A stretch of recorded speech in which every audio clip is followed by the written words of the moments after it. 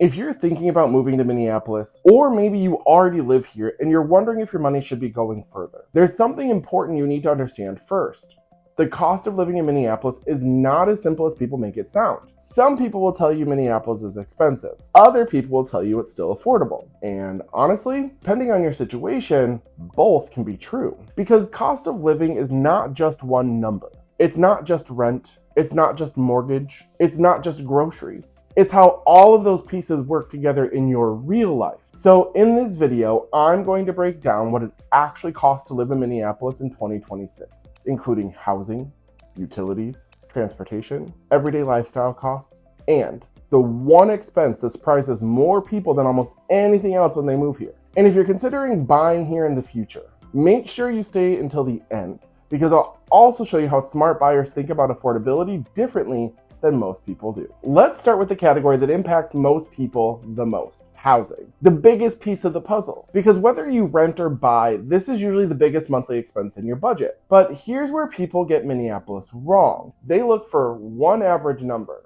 That doesn't help much. Because Minneapolis is made up of different neighborhoods, different property types, and different lifestyles, a one-bedroom condo downtown, a duplex in Northeast, a single-family home in South Minneapolis, or an apartment near the lakes can all come with different monthly numbers. And beyond price, they come with different trade-offs. Some offer shorter commutes, some offer more space, some offer easier parking, some offer lower maintenance. So when people ask, is Minneapolis expensive? The better question is, expensive compared to what? And for what kind of life? That's where clarity starts. Now let's look at the rent versus buy cost perspective. If you're renting, your monthly payment may feel simpler. Usually you know the rent amount. Sometimes some utilities are included.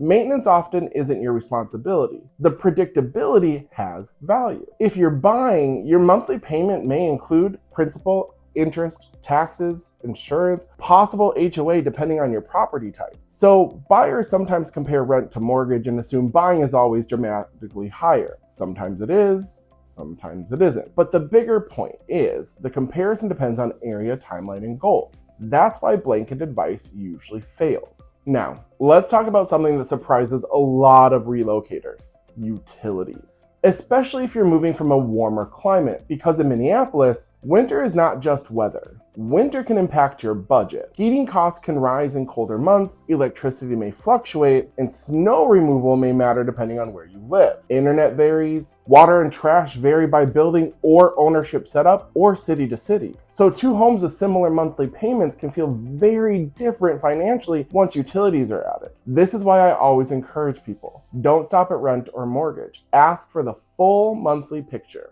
That's where smarter decisions happen. All right, this is one that gets overlooked constantly. It's a hidden budget category: transportation. Depending on where you live in Minneapolis or the Twin Cities, you may rely on driving, biking, public transit, or hybrid commuting. And each option has different costs. Driving can mean gas, maintenance, insurance, parking in some locations, and depreciation over time. Now, here's where it gets interesting. Some people move farther out to save money on housing, but end up spending more in commuting costs and time. And time matters, because if you spend an extra hour commuting every day, that has a cost too. Not just financially, lifestyle-wise. So lower housing costs doesn't automatically mean lower cost of living. Now, let's talk about the costs that don't feel big individually. But these are everyday lifestyle costs that can add up fast because they become big collectively. We're talking groceries, dining out, coffee, subscriptions, gym memberships, weekend plans, household supplies, pet costs. These are the categories people forget when they only focus on housing. And in reality, this is often where budgets quietly drift. Two households with the same income can feel very different financially based on lifestyle spending.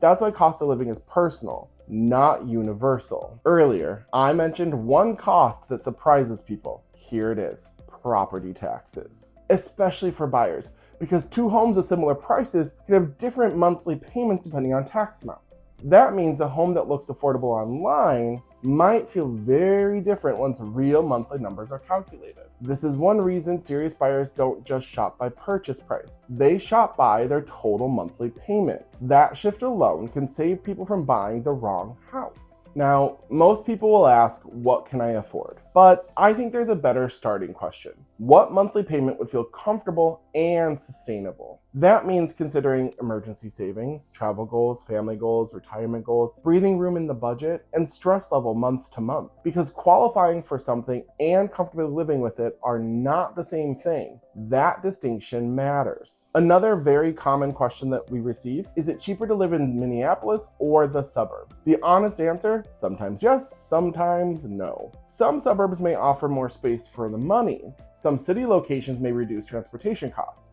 Some areas may fit your lifestyle better, which changes spending patterns. So again, it comes back to what does your actual life cost in each option?